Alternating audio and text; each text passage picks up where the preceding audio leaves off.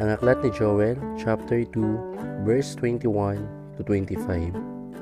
Mga bukirin, huwag kayong matakot. Kayo ay magsaya at lubos na magalak, sapagkat napakalaki ng ginawa ni Yahweh para sa inyo. Mga hayop, huwag kayong matakot.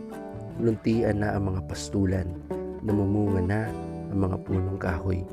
Hitik na sa bunga ang igos at ang ubas. Magalak kayo, mga taga-Sayon, matuwa kayo dahil sa ginawa ni Yahweh na inyong Diyos. Pinaulan niya sa taglagas at sa taglamig, at tulad ng dati, uulan din sa tagsibol.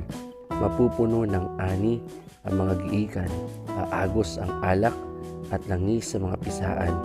Ibabalik ko ang lahat ng nawala sa inyo, nang kayo'y pinsalain ng katakot-takot na balang.